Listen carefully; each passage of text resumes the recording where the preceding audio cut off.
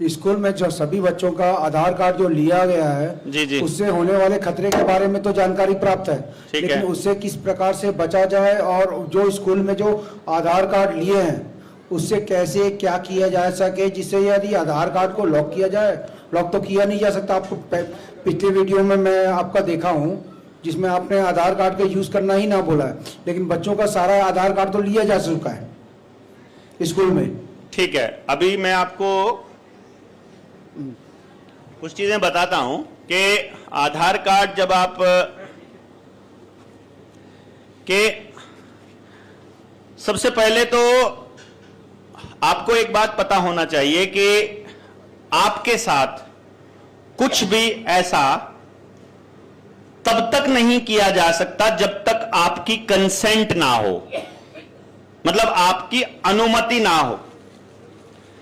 आपका विरोध ना करना वो लोग आपकी सहमति मान लेते हैं, आप लोगों के विरोध को ना करना।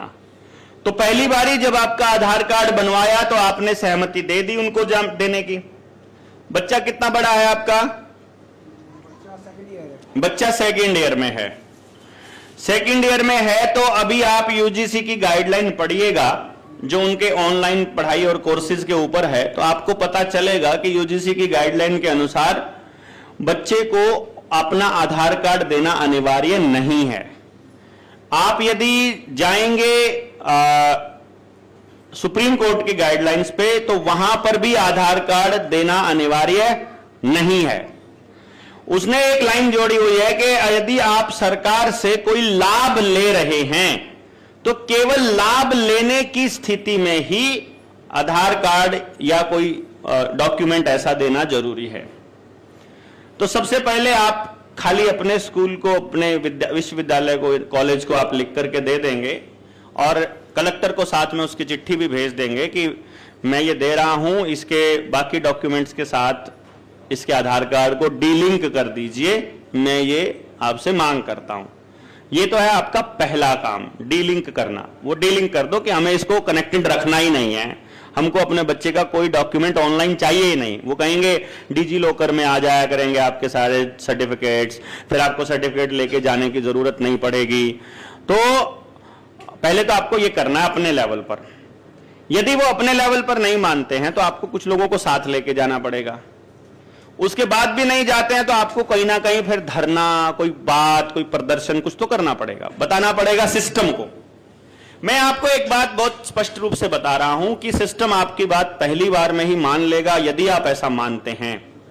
सिस्टम आपको पहली बार में ही कह देगा कि हां तुम ठीक कह रहे हो, क्योंकि हमारी मर्जी के बिना वो ये सब कुछ कर रहा है, अपने किसी उद्देश्य की पूर्ति के लिए कर रहा है। तो वो आपको इतना सीरियसली नहीं ले रहा है और ना ही उसे आपको सीरियसली लेना है। उसका मकसद आप नहीं हो ना, उसका मकसद आपके बच्चे की सुविधा नहीं है, उसका मकसद आपको ट्रैक करना है 24 आवर, हर वक्त, हर जगह, हर मोमेंट। आपका पैसा कब कब आपने पैसा निकाला, कहां कहां से पैसा आया, कहां कहां आपने ट्रैवल किया, कहां कहां की टिकट आपने बुक की, क्या क्या आपने खाना बुक किया, क्या क्या घर में सामान बुक किया, क्या क्या, कौन कौन आपके घर में आए, आपके मोबाइल की लोकेशन, आपके रिश्तेदारों की लोकेशन, आपने किस किस से बात किया, किस किस से व्हाट्सएप किया, किस किस से क्या क्या, मतलब वो 24 आवर आपको निगरानी में रखना पर्पस है। क्योंकि जिस डिस्टोपियन सोसाइटी की वो लोग कल्पना कर रहे हैं उस डिस्टोपियन सोसाइटी में आप कुछ भी काम उनसे पूछे बिना नहीं कर पा रहे हैं, और वो केवल तब संभव है जब आदमी को आदमी ना रहने दिया जाए, उसको कोई एक नंबर दे दिया जाए, वो यूनिक हो जाए, यूनिक नंबर से उसको जाना जाए। वो यूनिक नंबर इंडिया में आधार कार्ड है और किसी सो कॉल्ड विकसित देश में वो एक सोशल सिक्योरिटी नंबर है। उस नंबर का पर्पस बेसिकली आपके बच्चों की मूवमेंट, खाना पीना, सब कुछ कंट्रोल करना है, और अल्टीमेटली लास्ट में उन सब चीजों को वो वैक्सीन आधारित बनाने वाले हैं कि अगर आपके बच्चे को ये वाली वैक्सीन लगी है तो ये सुविधा मिलेगी, नहीं तो नहीं मिलेगी। ये सारी लगवा रखी है तो ही आगे जाने लायक है, अदरवाइज वो बच्चा सोसाइटी में निकलने लायक ही नहीं है, क्योंकि वो बीमारियां फैलाएगा। तो उसकी सारी इम्यूनिटी वैक्सीन बेस्ड करना उसका पर्पस है। असल में उनको उनके ऊपर डिपेंडेंट रखना उसका पर्पस है। तो जब आप अपने समाज में जाएंगे और अपने लोगों को बताएंगे तो आपको जानकारी होनी चाहिए कि इसका नुकसान क्या है। आप अकेले 1 साल के लिए ज्यादा से ज्यादा या 2 साल के लिए अपने बच्चे का आधार कार्ड डीलिंग करवा सकते हैं। फिर वो कोई ऐसा प्लान बना लेंगे, मतलब अभी आपने डीलिंग करवा दिया, मान लो अपार आईडी बनाई थी, अपार आईडी को आपने कैंसिल करवा दिया। बहुत से लोग कहते हैं अपार आईडी कैंसिल करवा दी, मैंने मैसेज किया था हमारी अपार आईडी डीलिंक हो गई। मैं कहा हो गई, चलो अच्छी बात है। मैंने कहा आप जाकर गांव को समझाओ। उस आदमी ने 1 साल से अपार आईडी डीलिंग करवाई हुई है और गांव में किसी को भी अपार आईडी के नुकसान नहीं बताए हैं। मैं उसे यह कह रहा हूं वो अगले साल फिर ले आएंगे अपार आईडी, क्योंकि अब पहले जिन लोगों ने बनवा रखी है पहले से ही, वो क्या वो विरोध करेंगे क्या? अरे आज बताना चालू करोगे तो जाके 1.5 साल में उनको अपार आईडी का नुकसान समझ में आएगा। उसने आज बताना चालू किया नहीं है, तो जिन्होंने अपार आईडी बनाई हुई है वो विरोध करेंगे नहीं, और जिन्होंने नहीं बनाई हुई है वो थोड़े से हैं, थोड़े से का विरोध काउंट होगा नहीं। तो क्या आप बचे रहोगे? सवाल ही पैदा नहीं होता।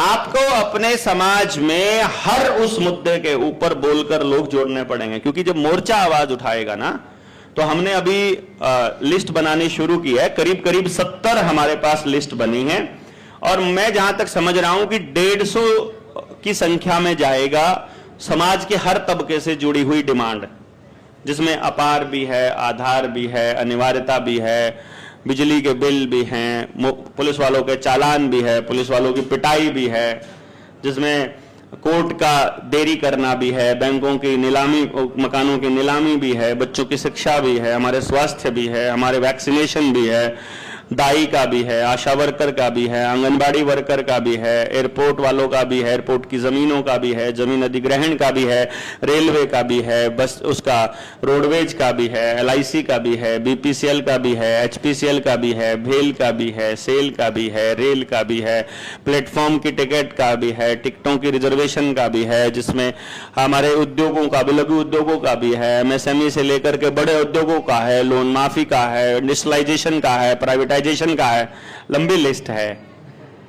मतलब समाज के किसी तबके को हमने छोड़ा नहीं है इसके अंदर कि हम लोग किन किन चीजों के ऊपर चलेंगे।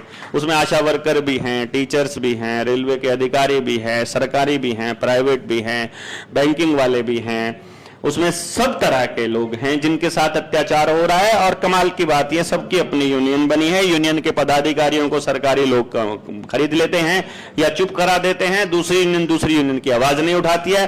खाली मोर्चा एक ऐसा संस्थान है जिसका अपना कोई टारगेट नहीं है। वो कह रहा है जहां जहां नुकसान हो रहा है सब आ जाओ और एक काम कर लेते हैं, गांव वालों के साथ जो अन्याय हो रहा है उसके साथ में खड़े हो जाओ शहर वाले, शहर वालों के साथ जो गलत हो रहा है खड़े हो जाओ गांव वाले, जो इस तबके के साथ हो रहा है खड़े हो जाओ ये वाले, और जिनके साथ हो रहा है खड़े हो ये वाले। जब तक इनको न्याय मिलेगा ये नहीं जाएंगे, जब तक इनको न्याय मिलेगा ये नहीं जाएंगे। अपनी लड़ाई अब कोई नहीं लड़ेगा। जैसे हम यहां कह रहे हैं ना कि यहां आपको जो सहयोग देना है अपने हिस्से का नहीं देना है, आपने दूसरे के हिस्से का देना है। अगर हम यही लड़ाई का कर दें तो कि हम अपनी लड़ाई नहीं लड़ेंगे, हमारी लड़ाई तुम लड़ो, तुम्हारी लड़ाई हम लड़ेंगे, लो आ जाओ, फिर तो समाज इकट्ठा हो सकता है ना आने वाले टाइम में। ये मूवमेंट बनाने की जरूरत है, इसी मूवमेंट को आगे बनाएंगे और ये समझ में आएगा लोगों को। देखिएगा कितना गजब का आंदोलन होगा जनता सरकार मोर्चा जब करेगा। ये आंदोलन सड़कों पे नहीं होगा, इस बात का ध्यान रखिएगा। ये किसी को गोली नहीं मरवाएगा, ये किसी को लाठी नहीं मरवाएगा, ये कुछ नहीं करेगा। ये आंदोलन बिल्कुल घर से होगा, एकदम घर से, एकदम खेत से, अपनी रसोई से।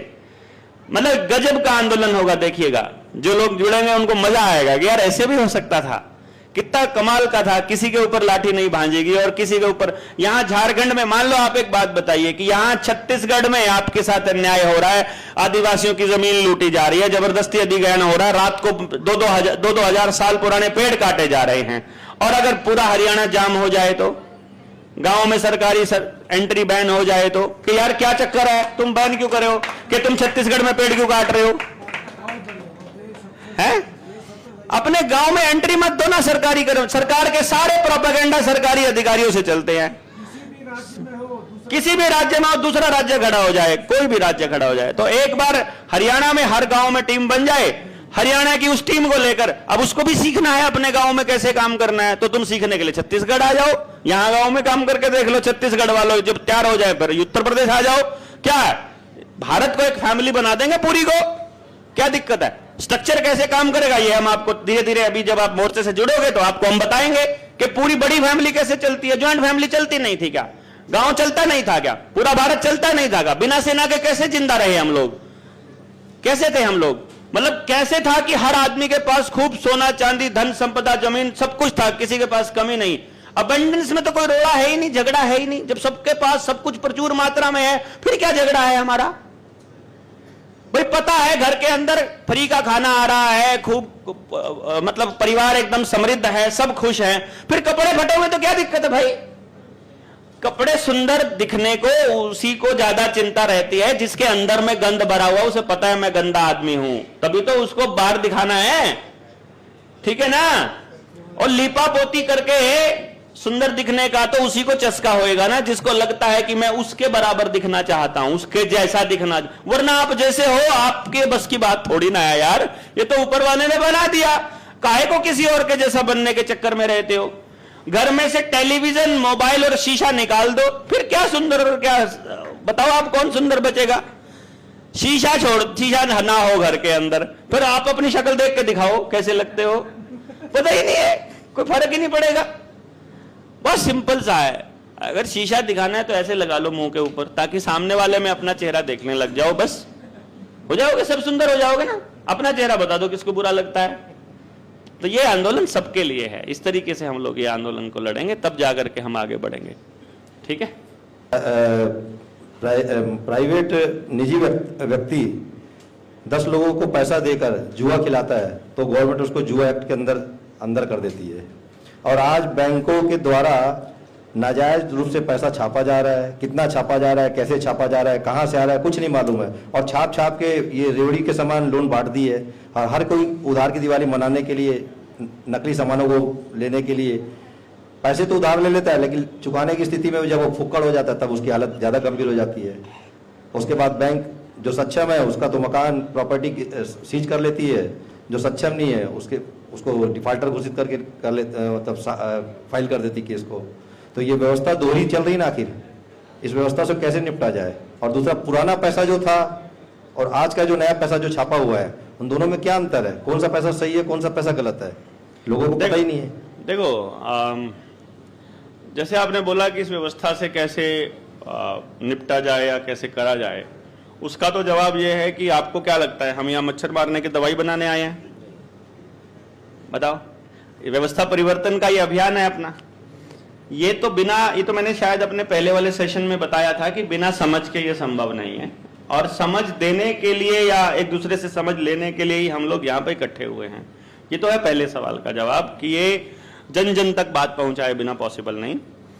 दूसरे, नकली और असली का सिंपल फंडा है, जिस चीज की वैल्यू समय के साथ कम ना हो, बढ़े बेशक ना, वो बात अलग है, मतलब बढ़ेगी ही, 100% बढ़ेगी ही वैसे तो, लेकिन जिस चीज की वैल्यू समय के साथ कम ना हो, परिस्थिति के अनुसार उसकी आवश्यकता उतनी ही रहे, केवल वो धन है।